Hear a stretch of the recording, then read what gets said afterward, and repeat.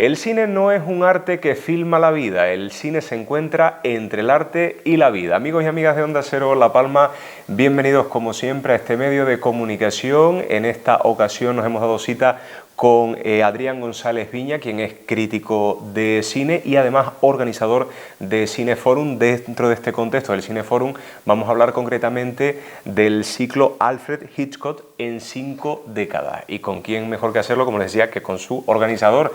Adrián, ¿qué tal? Muy buenos días. Buenos días, ¿qué tal? ¿Cómo estamos? Muchas gracias por atendernos. Nosotros estamos bastante bien, sobre todo porque da gusto, ¿no?, venir a trabajar cuando te ponen encima de la mesa un tema tan bonito, tan importante, tan destacado como es el cine. Adrián, ya has pasado por Onda Cero La Palma en diversas ocasiones, ya eres amigo de esta casa, de este medio de comunicación, pero cuéntale a nuestros seguidores, para los que a lo mejor todavía no te conozcan, ¿qué significa el cine para ti?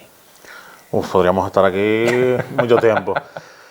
A ver, es que lo es todo, la verdad. No tengo otra... Esa es la respuesta que me viene, lo es todo. Es lo que más me gusta, lo que más me llena, lo que más me hace pensar, lo que más siento que sirve para conmover a la gente, para hacerles pensar también. La verdad es que la labor de... es algo que me ha pasado siempre, pero en los últimos años desarrollar esta labor con los cineforos me ha hecho ampliarlo incluso más, ¿no? Porque es darte cuenta de lo que te mueve a ti, pero de lo que mueve a otras personas y de lo que les mueven cosas y hacen unas conexiones emocionales con la historia, con las historias que uno le sorprende, ¿no? Hace poco estaba escuchando una actriz que perdió a su marido hace unos meses, contaba que lo estaba llevando, cómo estaba llevando el luto, cómo estaba llevando esos primeros meses después de algo tan tremendo, ¿no? Además era una pareja joven y utilizó una película como símil, una película que no tendría, fuera de ese contexto, nunca nadie la relacionaría con el símil de esta película me ayuda a mí para procesar el luto, y de repente ella lo contó, ¿no? Contándolo en una entrevista que le hicieron hace un par de semanas. Y resultó muy significativo porque te hace pensar en las conexiones que hacemos emocionalmente con las películas en el momento en que las vemos, en el momento en que llegan a nuestra vida y con lo que estamos pasando, ¿no? Y a veces incluso pueden ser conexiones que es eso, que en otros contextos nadie diría que les sirve para eso, pero a esa persona sí le sirve para eso. ¿Y estamos, Adrián, todas las personas capacitadas para conectar emocionalmente con una película? Yo creo que sí. Lo que también pienso es que tiene que partir de una disposición de querer tú implicarte con la historia. Y sí que pienso en ese sentido que quizás el consumo actual de cine en casa, en plataformas, en otros dispositivos que no sea la pantalla grande o la pantalla de televisión, sí que hace que quizás nos impida un poco más esa conexión, es decir, como que ver las cosas en el móvil o con el móvil en la mano mientras lo vemos.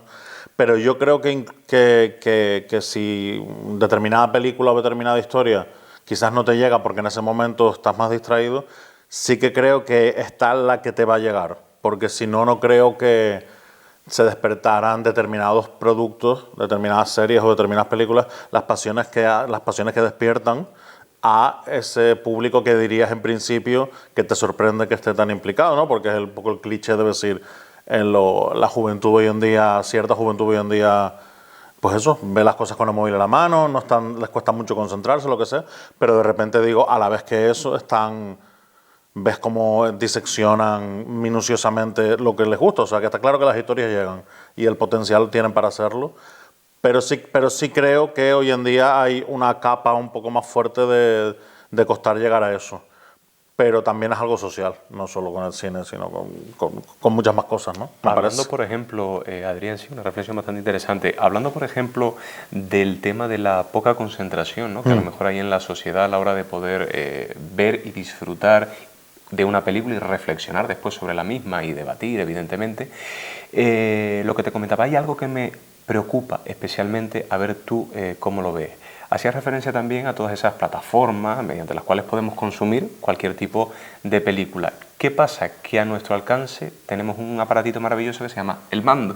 Y a ese mando le podemos dar a la tecla de pausa y podemos hacer otras cosas, lo que tú dices, atender el teléfono, ir a la cocina, merendar, luego volver. ¿Cómo valorarías tú como crítico de cine ese momento en el que de alguna manera interrumpimos, pausamos una película para hacer otras cosas y luego volver a retomarla? A ver, es una cosa que en realidad ha existido siempre, ¿no? Porque, a ver, porque es verdad que aunque antes la película de estreno se iba a ver al cine y en la sala de cine sí es verdad que no podías hacer eso, pero también a mí tampoco me gusta esa cosa de, digamos, de la sala de cine. Yo sí la considero un espacio sagrado y un espacio muy importante, pero tampoco podemos obviar que muchas de las grandes películas de nuestras vidas las vimos en casa, las vimos en vídeo, las vimos en los primeros DVD o en DVD o incluso en las plataformas, ¿no? Entonces, esa idea de poder pararlo y de consumirlo en casa con lo que te ofrece siempre ha estado. Ahora, yo lo que sí creo es que actualmente, con esa falta de concentración de la que hablamos, sí que le estamos haciendo un favor flaco a la idea de no poder seguir una narrativa pues en cine de 2 horas o de hora y media sin hacer esos parones. Esos parones sí que siento que perjudican, a no ser que sea pues yo que sé, el parón de ir al baño, de la retomo con la misma, pero el problema es ¿la retomas con la misma o ese parón te lleva a otra cosa? Entonces sí que creo que es algo perjudicial, pero también creo que es difícil una solución, ¿no? Porque al final el consumo que uno hace en su casa es un consumo que cada uno hace particularmente. De la misma manera que yo de verdad intento, reitero el intento porque ojalá me saliera siempre, pero de verdad que intento cuando veo esas películas, cuando veo el cine en plataformas, intento de verdad pasar del móvil lo más posible o intento pues no hacer esas pausas si de verdad no son imprescindibles, porque a uno le cuesta. Y el problema sí es que cuando se extiende incluso al consumo en salas, porque es verdad que en muchas salas no se pueden permitir lo que en algunas salas sí hacen, que me parece estupendo, de apagar el móvil de verdad o dejarlo o incluso dejarlo en la puerta. Lo que pasa es que en festivales se hace o lo que sea, pero claro, entiendo que eso es muy difícil hacerlo en una sala comercial, porque quizás hay gente que ante eso te dice, pues no voy a dejar el móvil, pues me voy entonces, devuélveme la entrada, porque yo no, a mí no me tienes por qué tú decir si no, o de verdad necesito estar pendiente del móvil por lo que sea, pero que hay gente que de verdad no necesita estar pendiente del móvil por algún problema serio, tengo algún familiar enfermo, sino porque no pueden evitarlo. Y yo estoy en una sala y de verdad que noto esa luz enseguida. A lo mejor soy demasiado maniático yo, pero noto enseguida cuando alguien enciende la luz. Y si es para mirarla ahora un momento, pues bueno. Pero puedes ver perfectamente gente en Instagram, gente... Molestia que disocia. Sí. Claro.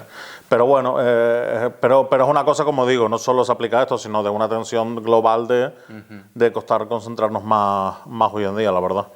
Y enfocándonos, Adrián, nuevamente en este ciclo Alfred Hitchcock, que creo que lo he pronunciado bien porque me ha costado estupendamente, sí. El apellido de este cineasta. ¿Por qué este ciclo está dedicado a este cineasta, Adrián? Pues la verdad es que en esta labor de programador de cineforos y lo feliz que me ha hecho y me sigue haciendo porque continúo con ello, continúo con mi compañera Débora Viña y retomamos en un par de semanas las nuevas temporadas. Me apetecía mucho también la idea de concentrar, me gustaba una vez a la semana, pero a mí una de las cosas que más he disfrutado como crítico de cine en un festival, por ejemplo de cine, es la idea de me olvido de mi vida y me meto en un festival es más cañero, ¿no? Pero en un festival yo he experimentado meterme a las 9 de la mañana ver 5 películas al día, ¿no?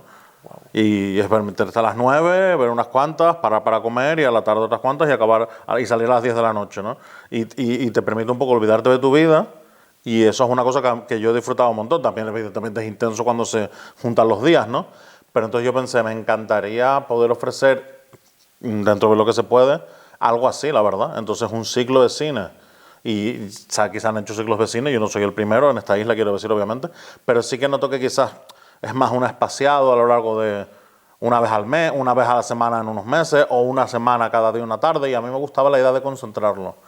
Entonces desde el principio dije, me encantaría como en un fin de semana o en 3 días ofrecer, pues eso, 5 o 6 películas de un director o de una directora y permitir que la gente se sumerja un poco y se olviden un poco de lo que tienen en casa y de verdad poder sumergirse en las historias que nos están contando. Entonces, pensando en eso, pensaba, ¿qué director o directora siento que tiene la capacidad de ofrecer eso, de también ser un reclamo que a la gente le apetezca verlo, que a mucha gente le apetezca verlo, y a la vez de verdad ofrecerte historias que te permitan de verdad olvidarte un poco de tu mundo, ¿no? Entonces, como pensando en eso, se me dio la combinación de, pues creo que el perfecto era Alfred Hitchcock, porque primero creo que es una figura lo suficientemente conocida como para atraer a los fans, y también espero y deseo atraer quizás a